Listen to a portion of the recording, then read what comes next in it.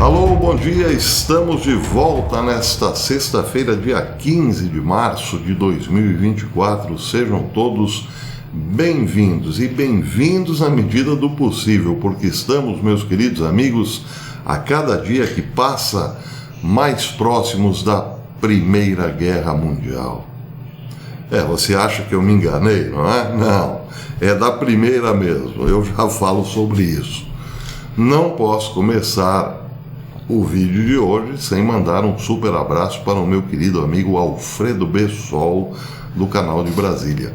Eu estava acompanhando agora há pouco a live do Bessol, ele está ao vivo ainda neste momento, se não me engano, e para minha surpresa eu fui citado como uma fonte segura de notícias internacionais pelo grande Bessol, o que me envaideceu e muito, porque afinal de contas o Alfredo Bessol é um jornalista premiado, com o Prêmio ESSO de jornalismo, no tempo em que o jornalismo era coisa séria aqui nesse país. Então é claro que esse é um motivo de orgulho para mim. Muitíssimo obrigado, Alfredo Bessol, um beijo no coração, querido amigo. E aconselho, quem não conhece, conheça o canal de Brasília. Digita aí Canal de Brasília e você terá acesso às informações do Alfredo, que está morando na Europa. Então são informações quentíssimas do velho continente, entre outras cocitas.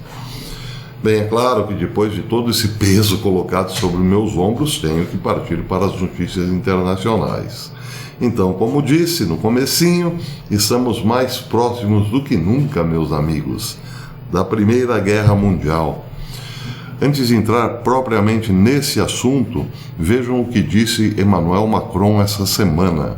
Segundo o presidente da França, a OTAN não deve descartar, ou melhor, a França não deve descartar o envio de tropas, junto com a OTAN, claro, para a Ucrânia. Macron disse o seguinte: a Rússia não pode e não deve vencer essa guerra, e acrescentou que este conflito é existencial para a França.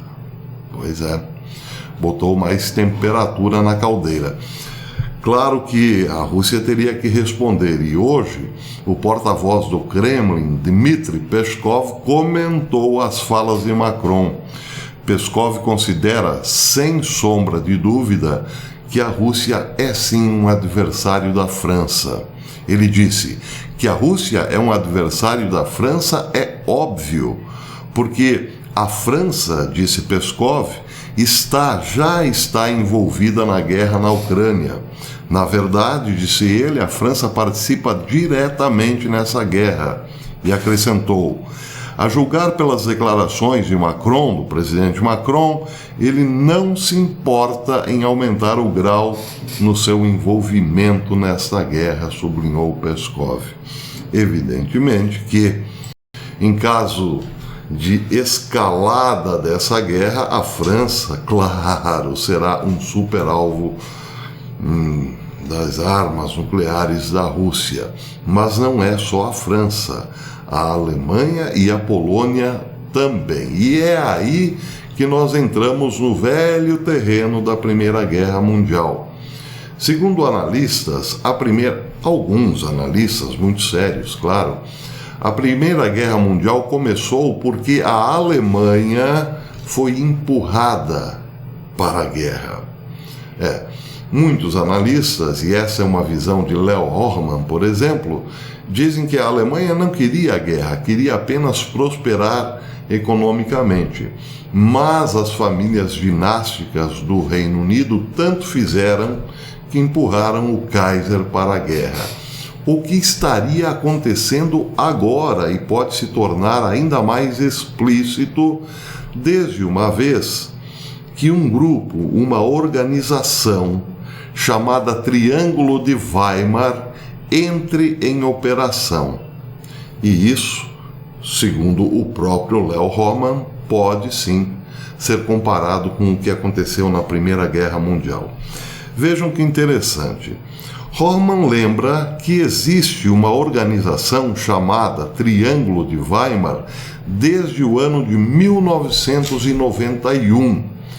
Essa organização foi criada para defender a Polônia do comunismo.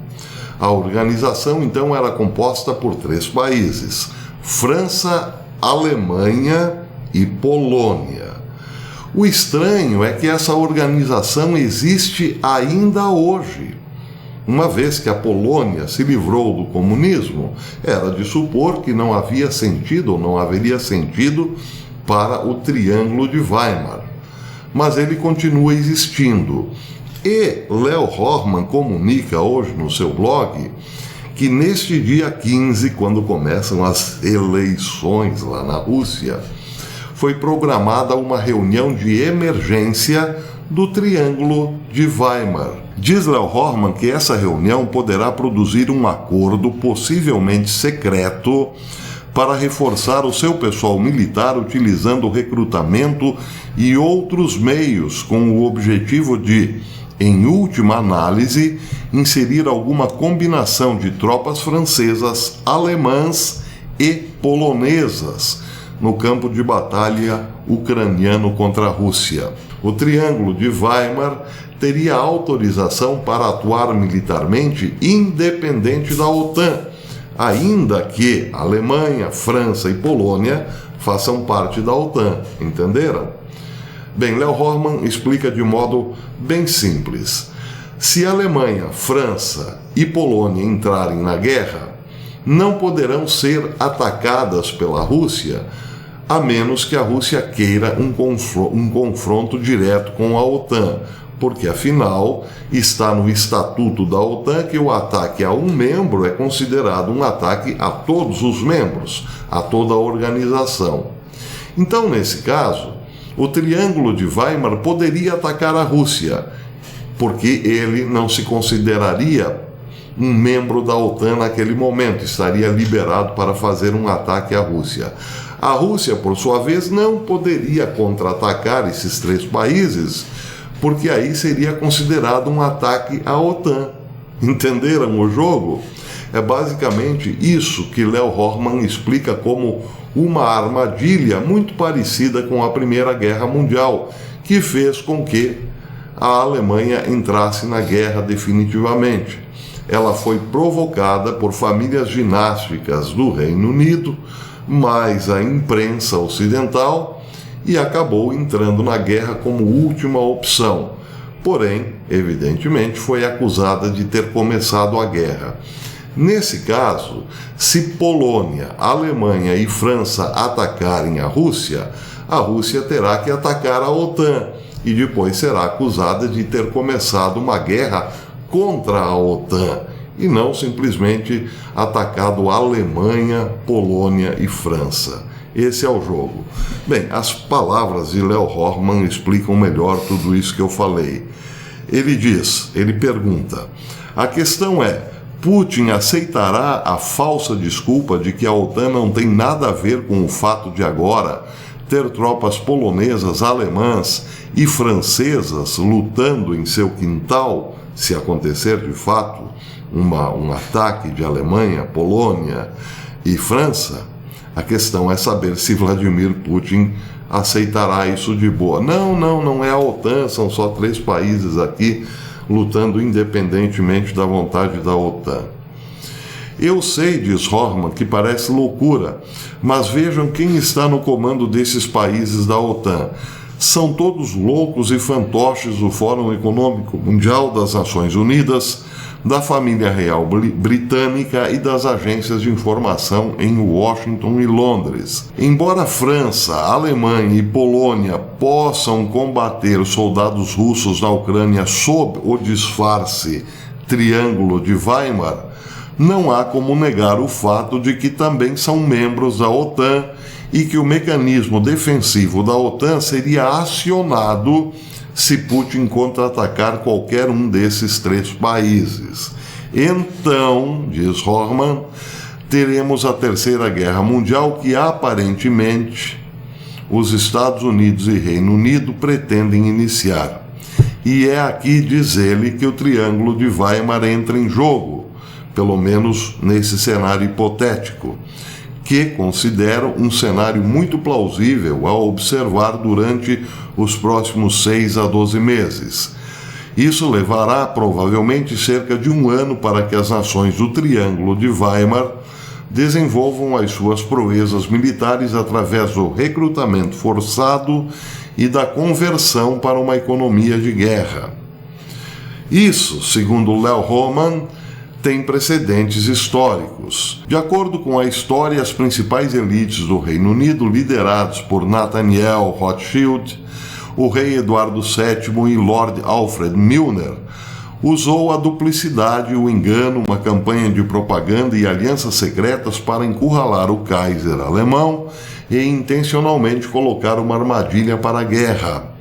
As elites secretas usaram a imprensa britânica comprada e paga para incitar o ódio contra os alemães e depois culpá-los por terem iniciado a Primeira Guerra Mundial, quando, na verdade, foram os britânicos que provocaram toda a conflagração. Esse esquema, portanto, estaria de volta agora em caso de um ataque ou de uma presença militar de Polônia, de Alemanha e França na Ucrânia. A Terceira Guerra Mundial parece estar tomando forma de modo muito semelhante à Primeira Guerra Mundial. Só que, em vez dos alemães serem o objeto da obsessão do Ocidente, dessa vez são os russos. E finaliza ele dizendo: se OTAN e Rússia se enfrentarem, não haverá vencedor. Bem, para finalizar, uma notícia curiosa envolvendo bancos e controle ou poder. Matéria publicada hoje no Armstrong Economics, diz Martin Armstrong: o sistema bancário canadense deverá ser radicalizado pela estrutura bancária aberta. Os proponentes estão enquadrando isso como uma forma dos bancos compartilharem facilmente informações e acessarem dados dos usuários. A verdade é que esta é uma oportunidade para fundir a posição social com a bancária para proporcionar ao governo canadense o controle total sobre as nossas finanças. Mas aí não seria só ao governo canadense, né? Se bem que pode estar sendo lá, então, o laboratório mais eficiente nesse momento. Mas, diz Armstrong, a organização Open Banking Excellence, parceira do Banco Mundial, originada no Reino Unido, afirma que hospedará todas as necessidades relevantes de um banco em um só lugar. A organização, que já atingiu 40 países, pretende criar plataformas de conteúdos excepcionais que promovam a partilha de conhecimentos, novas ideias e parcerias dentro da indústria, catalisando a adoção de finanças abertas e dados para uma melhor inclusão financeira em todo o mundo. A fundadora do Open Banking Excellence, Ellen Child, chegou a dizer o seguinte, abre aspas: trata-se de termos uma sociedade mais justa, mais inclusiva e mais aberta, disse ela em relação a essa fusão, conta bancária e crédito social. E aí, Martin Armstrong pergunta, mas vem cá, por que um sistema bancário que diz respeito apenas a números está interessado em inclusão e justiça social? O que tem a ver o cos com as calças? Pergunta ele. Bem, ele mesmo responde, tem a ver porque o que está em jogo nessa história toda aí são os dados pessoais dos correntistas. Ele diz mais, ele diz que os dados pessoais valerão mais do que ouro à medida em que avançarmos numa sociedade sem dinheiro. Não há maneira mais fácil de controlar as massas do que controlar o seu acesso ao dinheiro, a sua capacidade de comprar, negociar e circular livremente. Isso te lembra alguma coisa? Te lembra o capítulo 13 do livro do Apocalipse? A mim me lembra, claro. Bem, mas segue Armstrong. A imprensa canadense descreveu o verdadeiro motivo da seguinte forma, abre aspas, uma das maiores áreas de crescimento está nas avaliações de crédito. No âmbito do Open Banking, os credores poderão aceder diretamente aos dados bancários de um indivíduo para que possam olhar além das pontuações de crédito.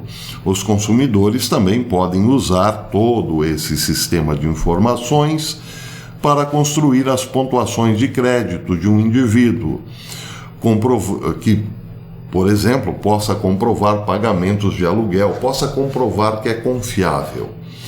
Bem, mas aqui entram também outras formas de comprovação de confiabilidade, como, por exemplo, não discutir questões políticas, não entrar em atritos polêmicos, ser dócil ao sistema e tudo mais. Tudo mais que, aliás, já acontece na China. Hein? Atravessar é o sujeito que pode comprovar que atravessa direitinho na faixa do sinal, que respeita a inclusão, as diferenças, enfim, né? Todo mundo já mais ou menos sabe do que se trata. Só que isso será implantado, ao que tudo indica, no Canadá. Muito ligado à China, não é? Em termos de controle. E depois o Canadá será um Deus os acuda.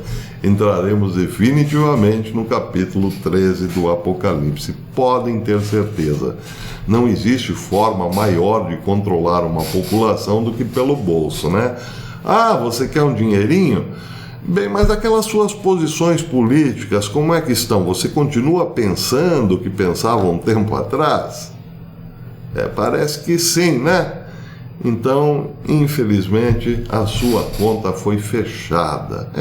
Isso poderá acontecer. O sujeito, por conta das suas posições ideológicas, políticas, religiosas, pode ter sim as contas bancárias canceladas. E aí, como comprar, como vender, não é não?